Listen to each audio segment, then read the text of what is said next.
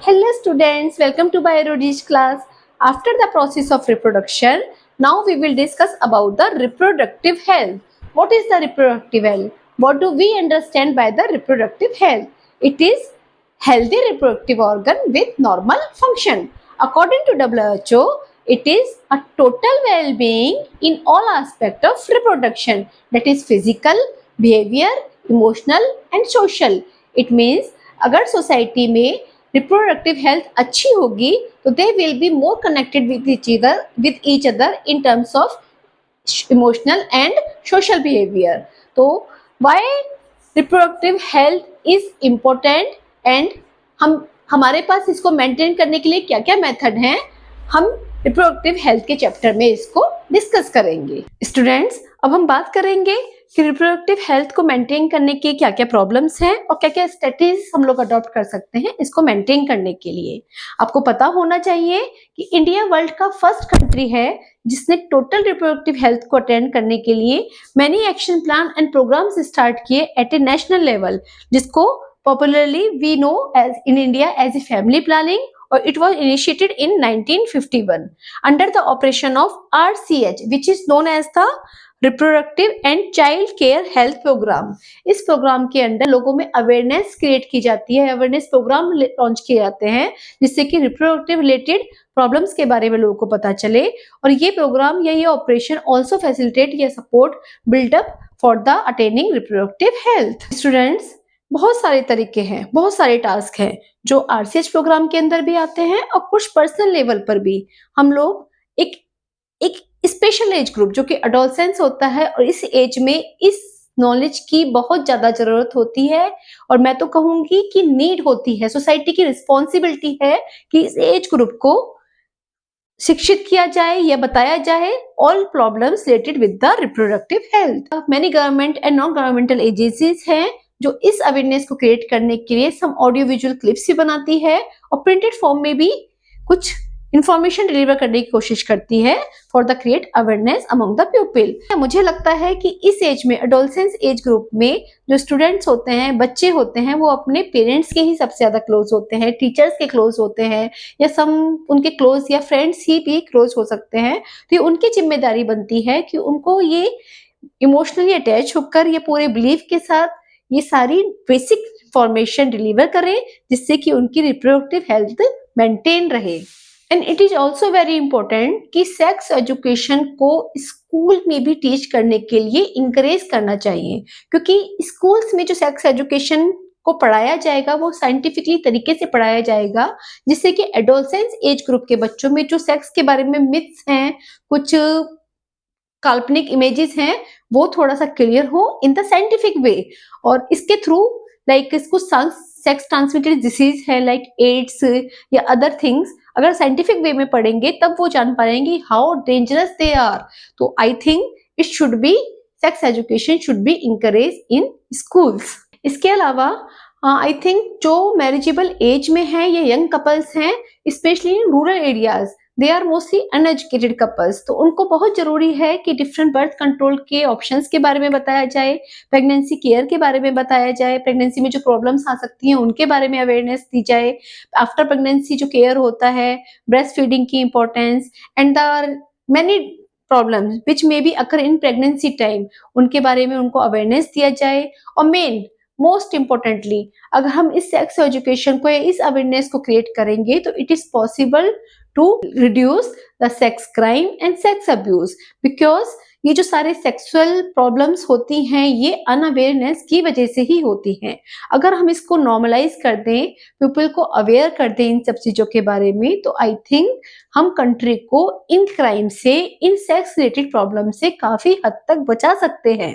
इन sex related problems के knowledge के awareness के साथ साथ आरसीएच एक्शन प्लान्स के सक्सेसफुली इम्प्लीमेंटेशन के लिए बहुत जरूरी है कि कुछ इंफ्रास्ट्रक्चर फैसिलिटीज भी प्रोवाइड हो, कुछ मेडिकल एक्सपर्टाइज भी हो और कुछ मटेरियल सपोर्ट भी हो. Like some sex related problems हैं या प्रेगनेंसी रिलेटेड प्रॉब्लम्स हैं, डिलीवरीज हैं, अबॉर्शंस हैं या सब मेंस्ट्रुअल प्रॉब्लम्स हैं, तो उसके लिए जरूरी है कि कुछ नेसेसरी जो भी मेडिकल एक्सपर्टाइज है, मेडिकल फैसिलिटीज हैं, वो भी पर्सन्स या कंट्री के लिए अवेलेबल हो। इन्हीं सी चीज के इम्प्लीमेंटेशन के लिए time to time new facilities या न्यू टेक्निक्स डेवलप्ड हो रही हैं, लाइक अमीनोसेंटेसिस टेस्ट। इस टेस्ट में क्या होता है कि यूट्रस के अमीनो फ्लूइड टेस्ट से एक छोटा सा सैंपल लिया जाता है, जिससे क्रोमोसोमल या जेनेटिकल पैटर्न पता चल जाता है। इससे क्या होता है कि फीटल डेवलपमेंट का पता चलता है और some down syndrome, neurological problem, lungs development का प्रेगनेंसी के फर्स्ट या सेकेंड ट्राइमेस्टर में ही पता चल सकता है।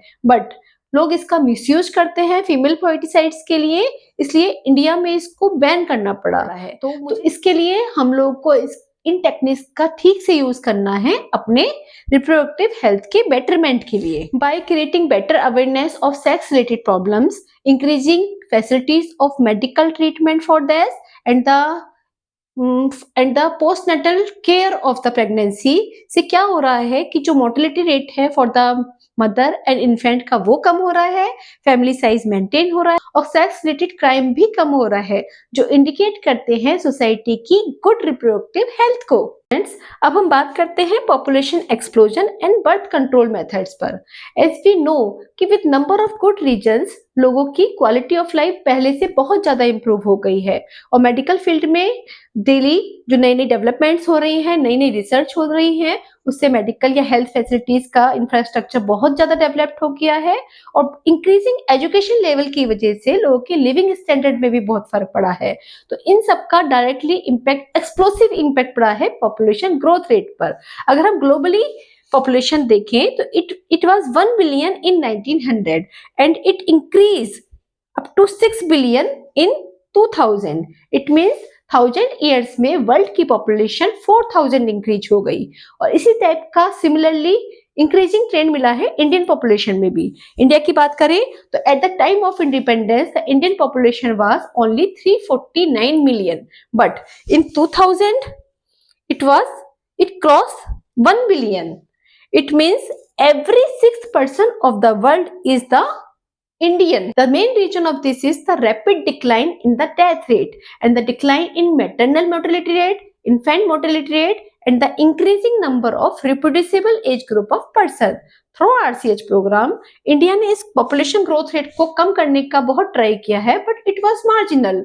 According to 2001 census report, the population growth rate was the Indian population growth rate was the 1.7, but in 2021 it was 1%. अगर इसी तरह से इंडिया की पॉपुलेशन बढ़ती रही तो इट इज प्रिडिक्टेड कि आफ्टर 2000 इन 33 इयर्स में इंडियन पॉपुलेशन बढ़कर डबल हो जाएगी। और इसी तरह से पॉपुलेशन ग्रोथ अगर बढ़ती रहती है कंट्री में तो अदर प्रॉब्लम्स अराइज होती है, like scarcity of food, shelter and the clothing. किसी भी कंट्री की पॉपुलेशन बढ़ती है तो इसका डायरेक्ट इफेक्ट आता है उसकी इकोनॉमी पर, अनएम्प्लॉयमेंट भी बढ़ता है और कंट्री में पीस और जो नेचुरल सोशल कनेक्शन होता है वो डिग्रेड होता है, क्वालिटी ऑफ लाइफ डिग्रेड होती है। तो इसे चेक करने के लिए इट इज वेरी इंपॉर्टेंट कि गवर्नमेंट को कुछ स्ट्रिक्ट मूवमेंट लेना ही पड़ेगा और ये हमारी भी मोरल रिस्पॉन्सिबिलिटी है एज वी आर एजुकेटेड कि जो पॉपुलेशन ग्रोथ रेट के जो नेगेटिव या आगे इफेक्ट आने वाले हैं उससे हम रूरल एरियाज में अवेयर करें और पॉपुलेशन ग्रोथ को चेक करने में इंडियन गवर्नमेंट का पूरा साथ दे। हाँ, इसके लिए सबसे इंपॉर्टेंट स्टेप है कि लोगों को स्मॉल फैमिली साइज को मेंटेन करने के लिए मोटिवेट करना। इसके लिए हमारी इंडियन गवर्नमेंट बहुत ज्यादा एफर्ट्स कर रही है, like publication of posters, bills and they are producing some advertise in the form of movie clip by the media। इसमें एक हैप्पी फैमिली को दिखाया जाता है with 2 small kids और इसमें स्लोगन होता है हम दो हमारे दो।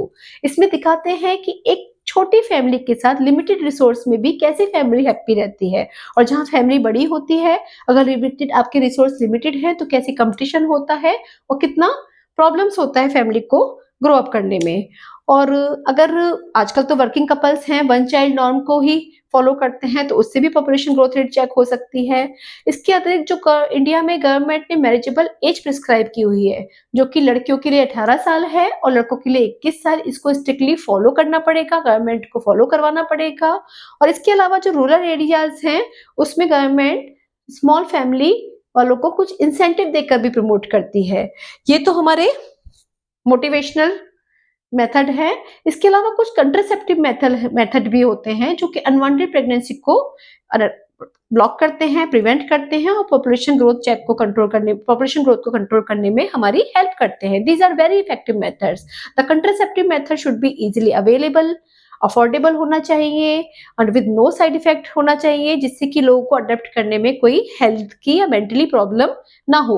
Some example for this contraceptive method, some examples are natural and traditional method, of course, barriers होते हैं, आईयूडीज होती हैं, सब ओरल कंट्रासेप्टिव पिल्स भी होती हैं, इंजेक्शंस भी होते हैं और there are some surgical method which prevent the unwanted conception.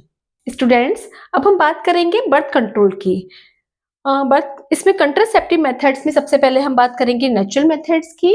Means इसमें मेल एंड फीमेल गैमेट्स की मीटिंग को नेचुरल तरीके से रोका जा सकता है, नेचुरल तरीके से इसको प्रिवेंट किया जाता है. इफ एग और स्पर्म आपस में मीटिंग ही नहीं कर पाएंगे, आपस में फर्टिलाइज नहीं करेंगे, तो आगे प्रेगनेंसी प्रोसीड नहीं हो पाएगी. तो इसके लिए सबसे पहला मेथड है पीरियोडिक एब्स्टेंस. पीरियोडिक एब्स्टेंस में क्या होता है कि जैसे मैंने आपको बताया कि फीमेल बॉडी सबसे ज्यादा फर्टाइल कब होती है, जब ओवम रिलीज होता है. और मेंस्ट्रुअल साइकिल के mostly 14 days most of the females में ओवम रिलीज होता है. एज आई टोल्ड यू कि ओवम नॉन मोटाइल होता है, मोटाइल स्पर्म ही आते हैं फीमेल ओवम को फर्टिलाइज करने के लिए. अगर this period of time avoid किया जाए कोइटिस को, तो हम अनवांटेड प्रेगनेंसी या प्रेगनेंसी को कुछ हद तक रोका जा सकता है. नेक्स्ट मेथड है कोइटिस इंटरप्ट. इसमें क्या होता है, ड्यूरिंग द इंटरकोर्स अगर सीमन को वेजाइना के अंदर एंट्री ही ना करने दी जाए, तो भी प्रेगनेंसी को थोड़ा कंट्रोल किया जा सकता है. And the third is the lactational amenorrhoea. इसमें क्या होता है कि आफ्टर डिलीवरी जब बेबी ब्रेस्ट फीडिंग करता है तो एक हार्मोन निकलता है लैक्टोजन. तो इस लैक्टोजन हार्मोन्स के इम्पैक्ट में मेंस्ट्रुअल साइकिल स्टॉप हो जाती है. तो उस केस में भी हार्मोन्स के इम्बैलेंस की वजह से प्रेगनेंसी नहीं होती है. तो उस पीरियड को बोलते हैं lactation amenorrhea. All these are the natural methods हैं. इसमें most of the time pregnancy नहीं होती है, पर 100% सक्सेस भी नहीं होती है. इस चांस में फेलियर भी होता है, मतलब प्रेगनेंसी हो सकती है. तो वाइजली इस पर चेक करना चाहिए इन मेथड के थ्रू. अब हम बात करते हैं बैरियर मेथड्स की. इसमें ओवम और स्पर्म की फिजिकल मीटिंग को प्रिवेंट करते हैं through some barrier. For example condom. ये मेल कंडोम भी आते हैं और फीमेल कंडोम भी आते हैं. ये अनवांटेड कंसेप्शन को प्रिवेंट करते हैं और इसके अलावा most dangerous sex related diseases और एड्स से भी हमें प्रिवेंट करते हैं. ये आजकल बहुत प्रचलन में है या बहुत फेमस है और इनका सक्सेस रेट होता है 99.9%. इसके अतिरिक्त सम सर्वाइकल कैप्स, सम डायफ्रागम वॉल्ट्स भी होते हैं जो फीमेल रिप्रोडक्टिव ट्रैक्ट को कवर करते हैं और ब्लॉक करते हैं स्पर्म की एंट्री से. इसके थ्रू भी हम कंसेप्शन को प्रिवेंट कर सकते हैं या प्रेगनेंसी को प्रिवेंट कर सकते हैं. And the another effective and the famous contraceptive method for the birth control is the use of IUDs, means intrauterine devices. ये डिवाइसेस किसी प्रोफेशनल डॉक्टर या एक्सपर्ट नर्स के थ्रू ही वेजाइना के थ्रू यूट्रस में इंसर्ट की जाती हैं. For some example of IUDs like the non mediate loops, जिनको लूप स्लीप भी कहते हैं, and copper releasing IUD which is the copper T and copper 7. These are the very famous copper Ts in the females. And some hormone releasing IUDs like progesterone and the LNG20 are also used to prevent pregnancy. ये hormone releasing IUDs क्या करती हैं, uterus को unsuitable बनाती हैं for the implantation. In IUDs को use करके female बड़ी इजीली प्रेगनेंसी को डिले कर सकती है या प्रेगनेंसी को प्रिवेंट कर सकती हैं. Another birth control contraceptive method is the oral administration of small doses of the hormones of progesterone and the progesterone estrogen hormones. इस हार्मोन्स को यूज कर फीमेल्स प्रेगनेंसी को प्रिवेंट करती हैं. ये एक टैबलेट के रूप में आता है हार्मोन्स का कॉम्बिनेशन और हार्मोन्स, जिसको पिल्स कहते हैं, नेचुरली पिल्स कहते हैं. ये पिल्स मेंस्ट्रुअल साइकिल के फर्स्ट डे से लेकर 21 डेज तक कंटिन्यूस ली जाती हैं और आफ्टर 7 डेज के ब्रेक के बाद नेक्स्ट मंथ ये रिपीट करनी होती है, एवरी मंथ ये रिपीट करनी होती है जब तक फीमेल प्रेगनेंसी को ना चाहे. ये क्या करती हैं पिल्स या जिनमें हार्मोन्स का इम्पैक्ट होता है, ये ओव्यूलेशन और यूट्रस में जो इम्प्लांटेशन को रिटार्ड करता है, साथ ही साथ क्या करता है, स्पर्म की एंट्री को भी रिटार्ड करता है या ब्लॉक करता है। कैसे?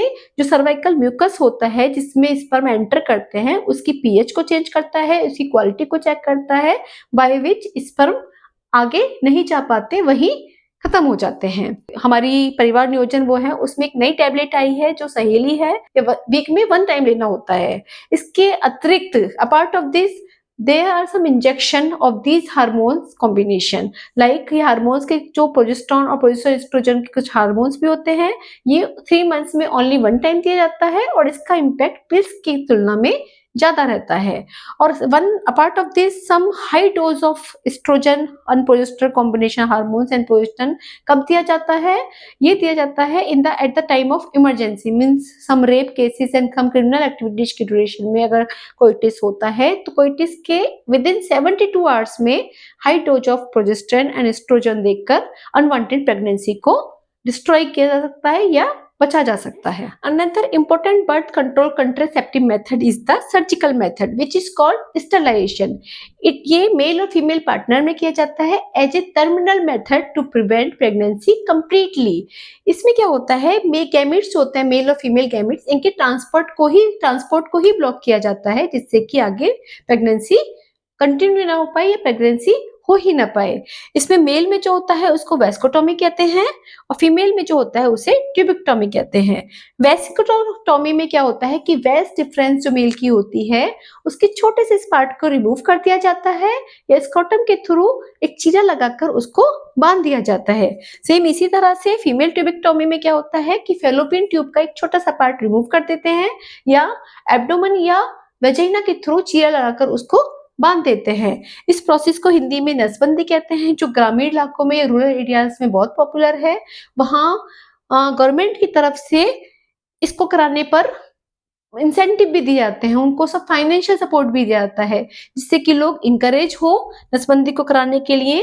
These are the very effective method with no reversibility, मतलब इसको कराने के बाद प्रेगनेंसी की रिवर्सिबिलिटी ना के बराबर होती है। These are all contraceptive methods for the birth control और इट इज एडवाइजेबल कि एक्सेप्ट कंडोम, जितने भी कंट्रासेप्टिव मेथड्स हैं वो without any qualified medical professional की कंसल्टेशन के बिना नहीं यूज करने चाहिए। और ये कंट्रासेप्टिव मेथड्स रेगुलर रिक्वायरमेंट के लिए नहीं बने हैं, ये एडवर्स कंडीशन में या इन इमरजेंसी कंडीशन में या सम बर्थ कंट्रोल मेथड्स को अप्लाई करने के लिए यूज किए जाते हैं। And I also want to recommend you कि ये high dose of regular use of the hormones like tablet like progesterone and estrogen progesterone इनके side effect को भी ignore नहीं कर सकते।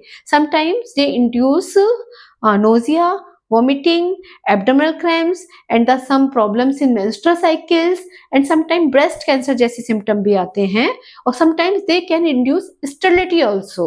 तो it is advisable कि you use all contraceptive method judiciously. Now student, we will talk about the MTP, that is medical termination of pregnancy.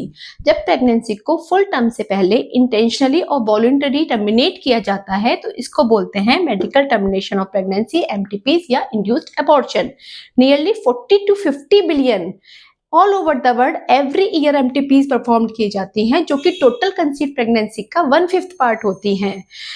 MTPs population growth rate में help करती हैं but it doesn't mean for it MTP किसी भी country में legal होनी चाहिए नहीं होनी चाहिए, इसके लिए सम सोशल, एथिकल और रिलीजियस फैक्टर काम करते हैं। बट इंडिया में 1971 में कुछ स्ट्रिक्ट रेस्ट्रिक्शन लाइक फीमेल फोर्टिसाइड और सेक्स डिटर्मिनेशन को इलीगल करते हुए इसको लीगल किया गया। अब क्वेश्चन आता है कि MTPs होते क्यों हैं? इसका सीधा सीधा आंसर है कि अनवांटेड प्रेगनेंसी से छुटकारा पाने के लिए, जो कि मोस्ट ऑफ द केसेस में अनप्रोटेक्टेड सेक्स की वजह से, समटाइम रेप की वजह से और कभी कभी मेडिकली भी एडवाइस की जाती है जब प्रेगनेंसी मदर की हेल्थ के लिए, फीटस की हेल्थ के लिए और कभी कभी दोनों की हेल्थ के लिए डेंजरस होती है, तब हम मेडिकली MTPs को भी रिकमेंड करते हैं। जनरली MTPs जो होती है प्रेगनेंसी के फर्स्ट ट्राइमेस्टर में सेफ होती है। After this it becomes risky for the mother health के लिए। और इंडिया में मोस्टली जो MTPs होती हैं अनक्वालिफाइड पर्सन से घर में या किसी अनहाइजीनिक प्लेस में होती है बिकॉज ऑफ सोशल फियर, क्योंकि मोस्टली एमटीपीज इंडिया में होती है फीमेल फर्टिसाइड के लिए, तो वो इसको डिस्क्लोज नहीं करना चाहते और प्रॉपर तरीके से एमटीपीज को परफॉर्म नहीं करते हैं, जो कि यंग मदर की फ्यूचर रिप्रोडक्टिव हेल्थ के लिए बहुत डेंजरस होती है और समटाइम्स फेटल भी होती है। तो ये नहीं परफॉर्म होना चाहिए। The unhealthy MTP stain should be avoided और MTPs is not recommended for the health of young mother. इसके लिए बहुत जरूरी है कि रिप्रोड्यूसिबल एज ग्रुप के स्टूडेंट्स को या पर्सन्स को प्रॉपर कंसेप्शन मेथड की नॉलेज हो। When infection or disease are transmitted through the intercourse, then it is called sexual transmitted disease, यानी कि STDs, venereal disease और sometimes reproductive tract infections. इनके एग्जाम्पल हैं gonorrhea, genital wart, genital herpes, syphilis, hepatitis B and most dangerous AIDS.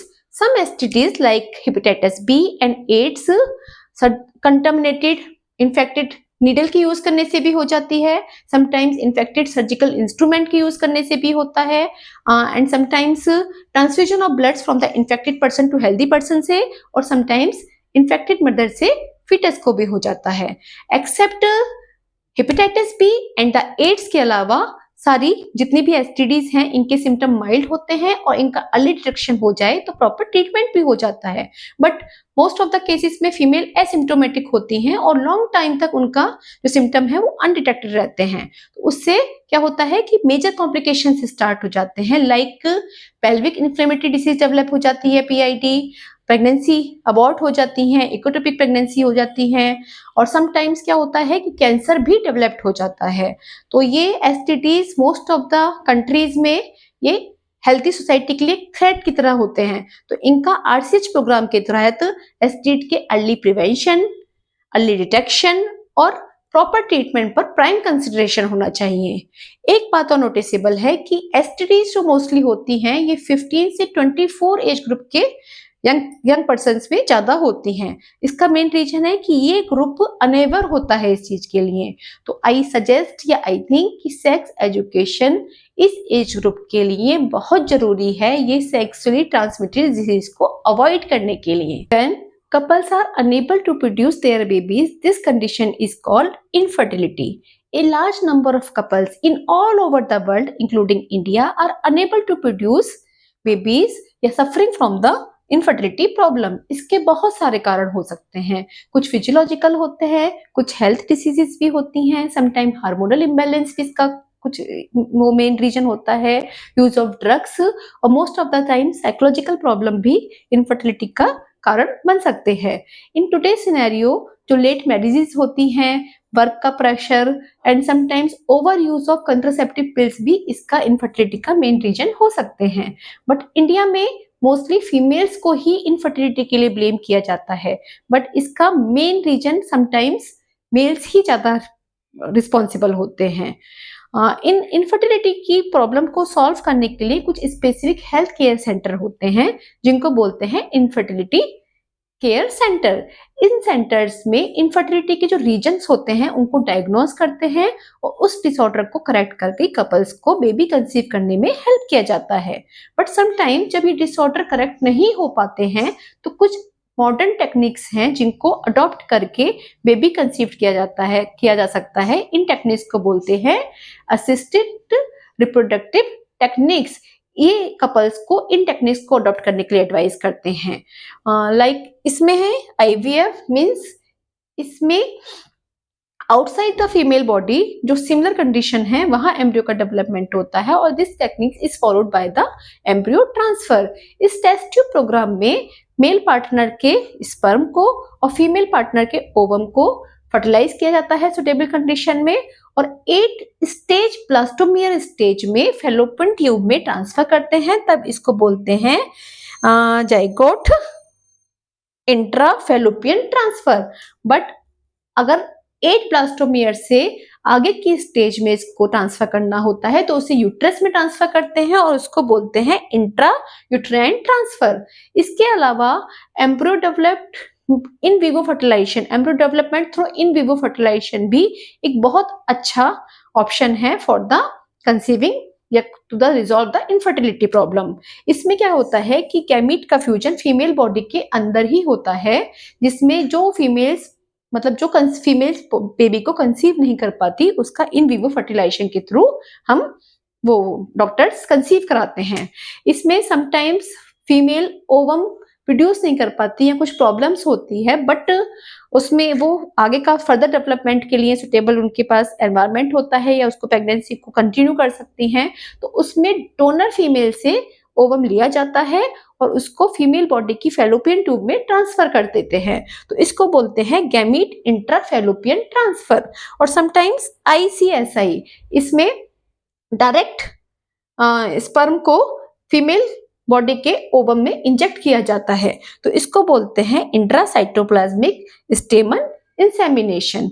And sometimes कुछ mail होते हैं जो incapable होते हैं फीमेल के इंसेमिनेशन में या उनके एजैकुलेट में बहुत लो स्पर्म काउंट होता है, तो इस कंडीशन में हस्बैंड के स्पर्म या किसी हेल्दी डोनर के स्पर्म को लेकर डायरेक्ट वेजाइना या यूट्रस के थ्रू फीमेल में इंड्यूस किया जाता है और फर्टिलिटी को इंड्यूस करते हैं, तो इसको बोलते हैं intra uterine insemination. Students, infertility को करेक्ट करने के लिए बहुत सारी न्यू टेक्निक्स डेवलप्ड हो चुकी हैं, बट इसके लिए हमें ये टेक्निक्स एक हाईली प्रोफेशनल एक्सपर्ट के द्वारा ही परफॉर्म होती हैं और इस एक को सेटअप करने के लिए बहुत कॉस्टली या बहुत स्पेसिफिक टाइप का इंफ्रास्ट्रक्चर चाहिए होता है, जो कि एक लोअर रेंज के पर्सन के लिए अफोर्ड करना मुश्किल हो जाता है। तो ये एक लिमिटेड ग्रुप के लोगों के लिए ही सीमित हो गया है और कंट्री में सेंटर भी बहुत कम है, जिससे ही सबके रीच में नहीं आ पाता है। तो इनफर्टिलिटी करेक्शन के जो ये सेंटर्स हैं या कोई ये ट्रीटमेंट है, इनका अल्टीमेट गोल है आखिर बेबी को गेन करना।